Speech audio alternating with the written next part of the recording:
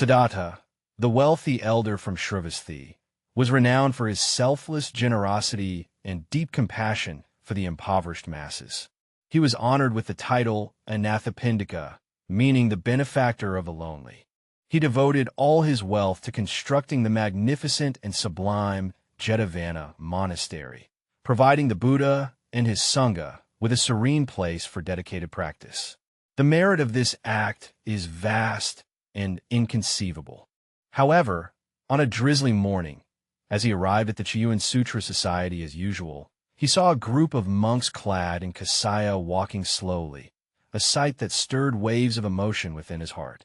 As a generous benefactor of the Chiyuan Sutra Society, Sudatta was well aware that the society was abundant in resources, with no worries about food or clothing. Why did the Buddha still teach his disciples to go on alms rounds every day? Was it because the community's offerings were insufficient? Therein lies an even deeper, profound essence of Buddhist Dharma. Carrying this doubt, Sudatta briskly walked towards the Buddha, who was giving teachings to the assembly.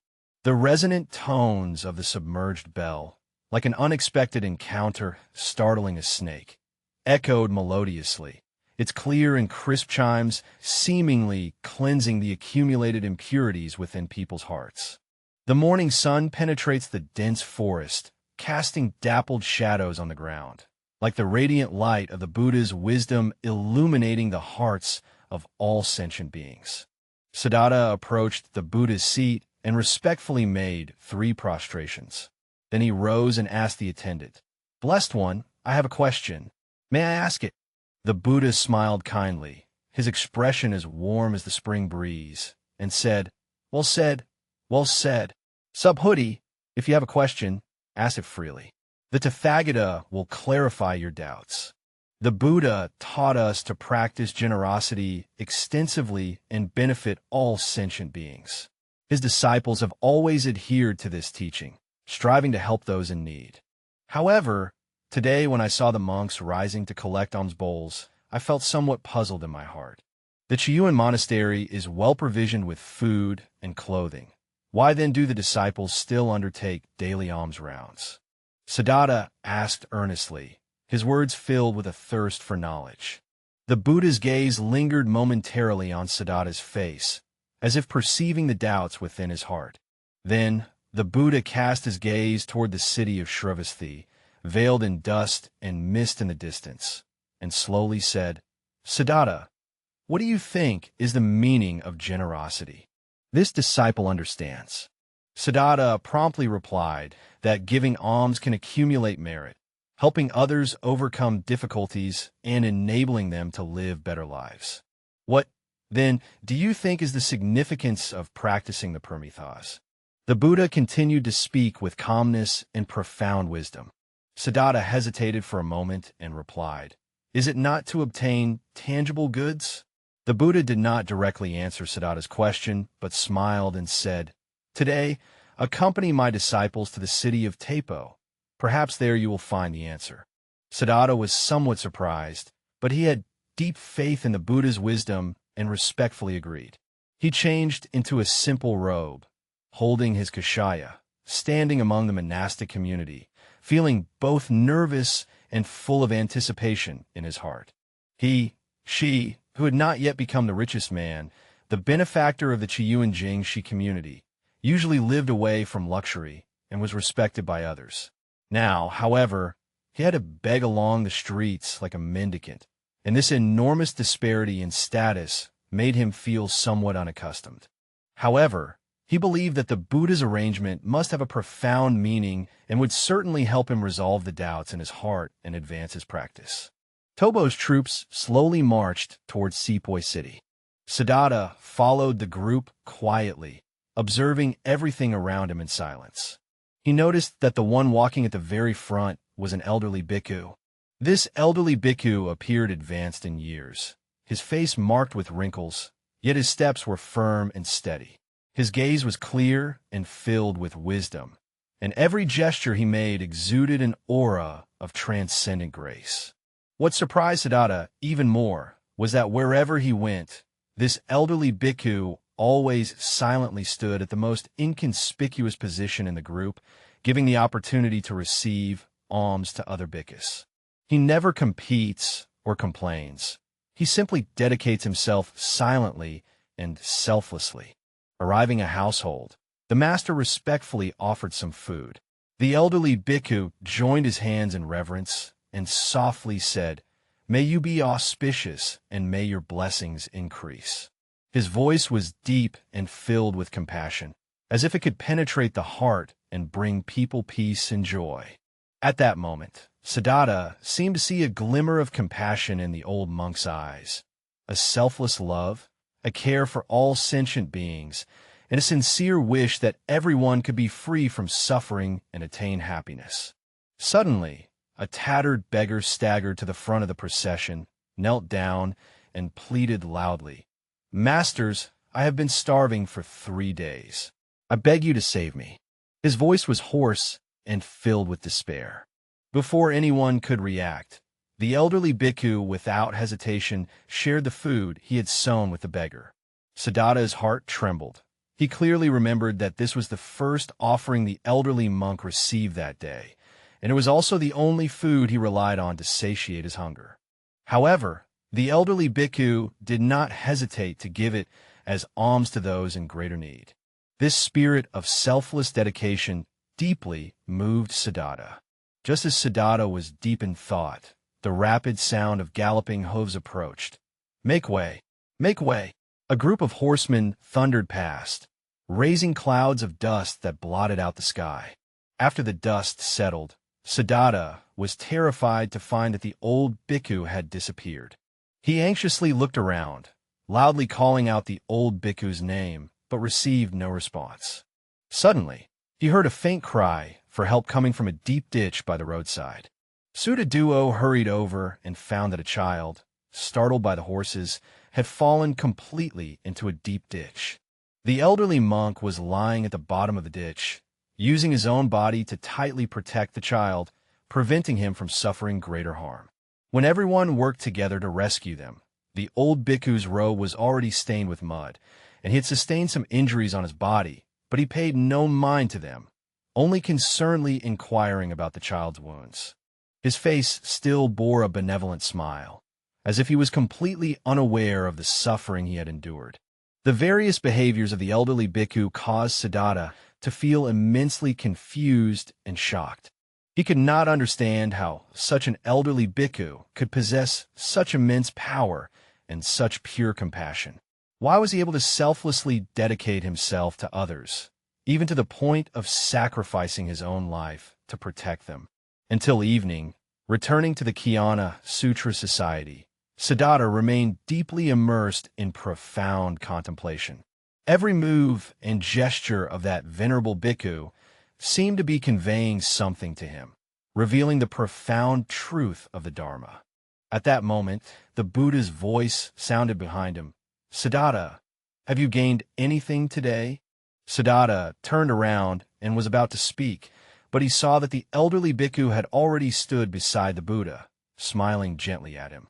Sudatta gazed at the venerable monk's compassionate face, and a bold idea arose in his mind.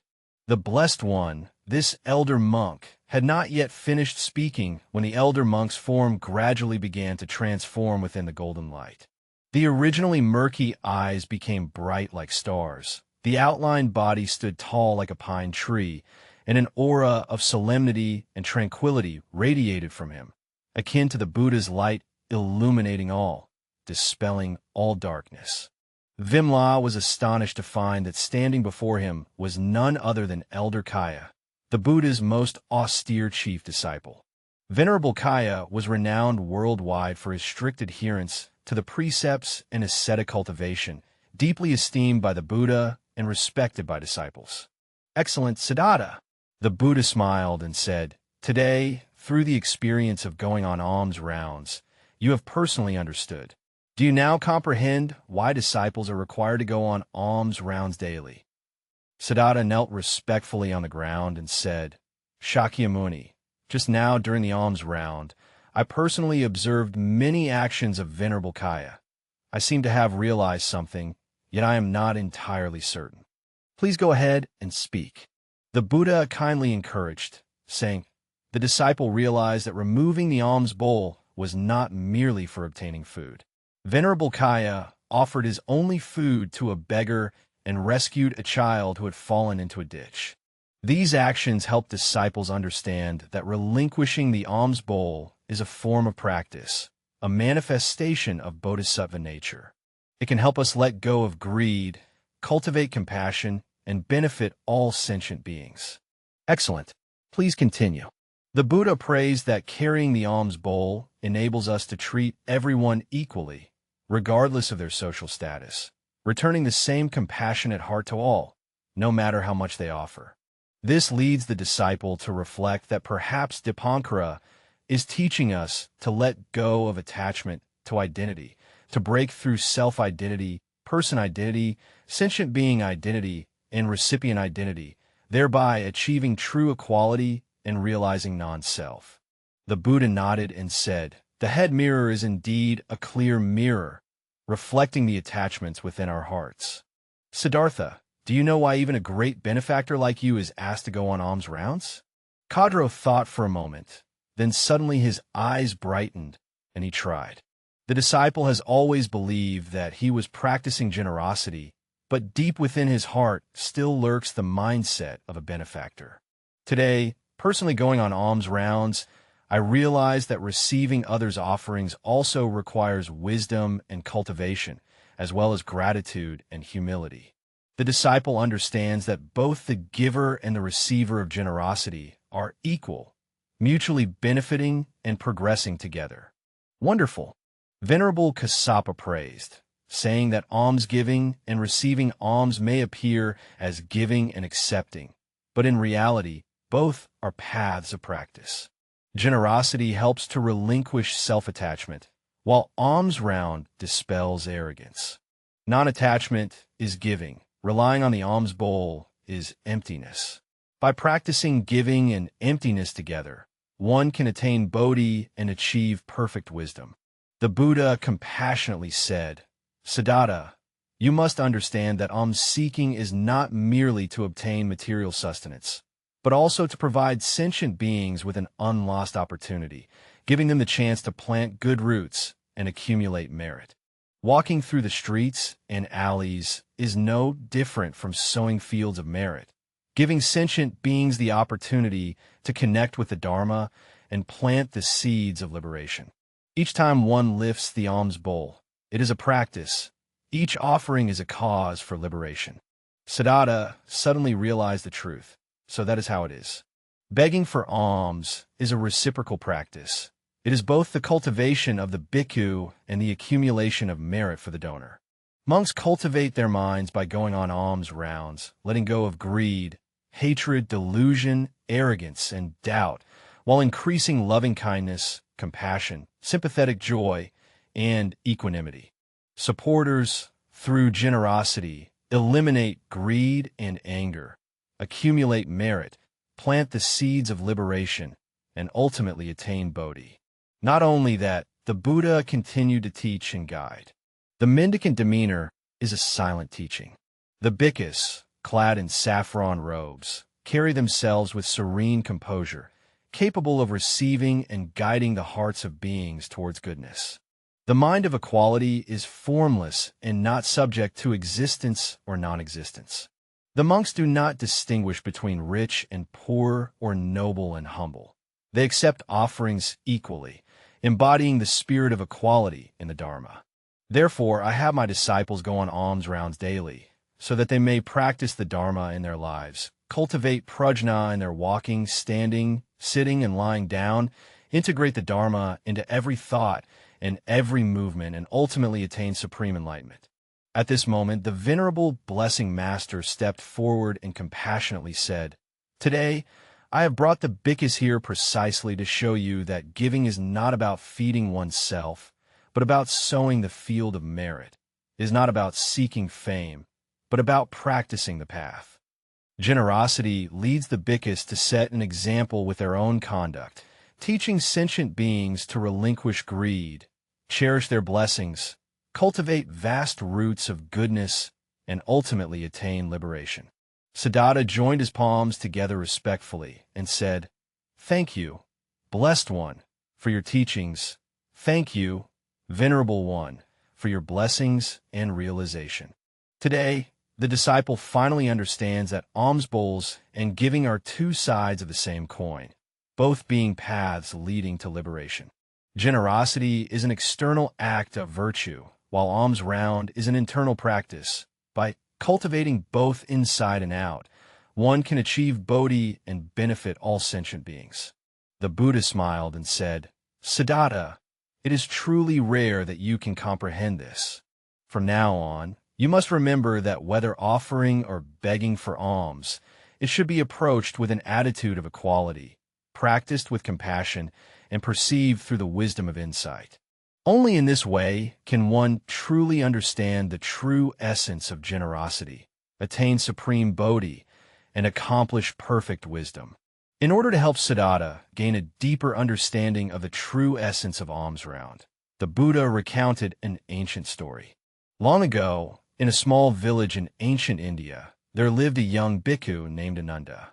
He went on alms rounds in various places under the Buddha's command, spreading the Dharma. Venerable Ananda had a dignified appearance and gentle speech, deeply loved by the local people. One day, Ananda visited a poor village where the villagers lived in hardship, barely having enough food to eat, and their clothing was even more insufficient. When Ananda, holding a bowl and fish, approached a dilapidated hut, an elderly woman came out trembling. She wore blue-green garments, her face haggard, with eyes filled with helplessness and sorrow.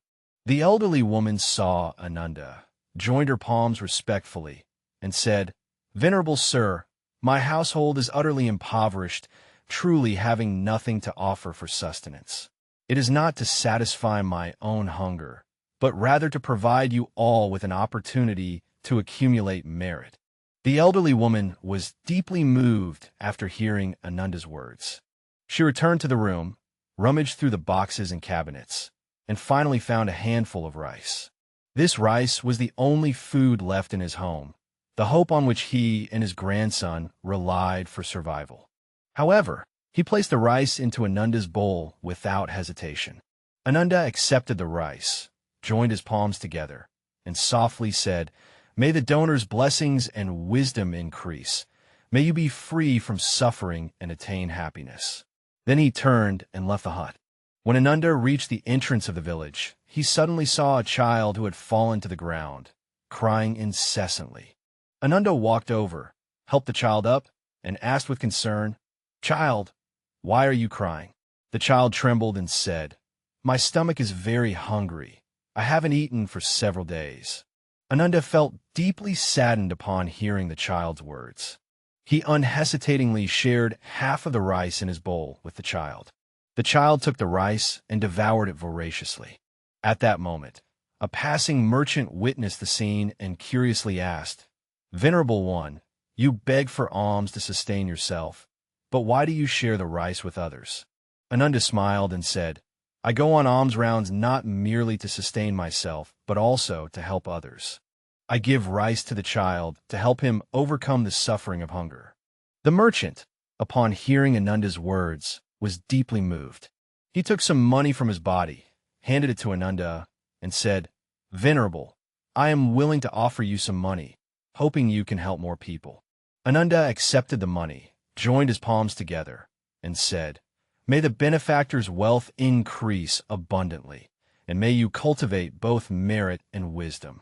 Ananda used the money offered by merchants to purchase some food and clothing, which he distributed to the poor in the village. The people of the village were deeply grateful to Ananda. They all expressed their intention to take refuge in the Buddha and study the Dharma. Thus, through alms bowl revelations, Ananda not only helped many people, but also propagated the Dharma, guiding more individuals onto the path of awakening. After the Buddha finished telling the story, he looked at Sudatta and said to the assembly with heartfelt sincerity, "Sudatta, the story of Venerable Ananda teaches us that alms begging is not merely a way of life, but also a method of practice. Through alms round, we can relinquish self-attachment, eliminate arrogance, cultivate compassion, and benefit all sentient beings. The process of leaving the alms bowl behind is also a process of forging connections with sentient beings. Each time one leaves the alms bowl behind, it is an opportunity to sow the seeds of wholesome roots. Every offering we receive embodies the goodwill and blessings of sentient beings. We should cherish these acts of kindness and blessings, transforming them into the driving force for our practice, ultimately realizing Bodhi. The evening glow stained the horizon red, and the sentient beings, startled by a mysterious fate, remembered once again. Sudatta, watching the solemn figures of the monks entering the hall one after another, felt the doubts in his heart dissolve like smoke. He finally understood that behind the alms bowl lay the Buddha's most profound teachings to his disciples, embodying the compassion of the Dharma to aid all sentient beings. He deeply, earnestly exhorted the Buddha and Venerable Kassapa, his heart filled with gratitude. He vowed that from now on, he would not only continue to practice extensive-hearted generosity and uphold the Dharma, but also, with the spirit of alms begging, relinquish self-attachment, treat all sentient beings equally, and benefit all beings with compassion. He aims to integrate the true essence of giving and alms begging into his life, practicing the Dharma in his walking, standing, sitting, and lying down, ultimately attaining liberation. May we all draw wisdom from the story of the alms bowl, approaching everything in life with an equal heart, a compassionate heart, and a wise heart. May we all cherish every opportunity to give, offering to the three jewels with a sincere and grateful heart, benefiting all beings, ultimately attaining unsurpassed Bodhi and perfect Buddha.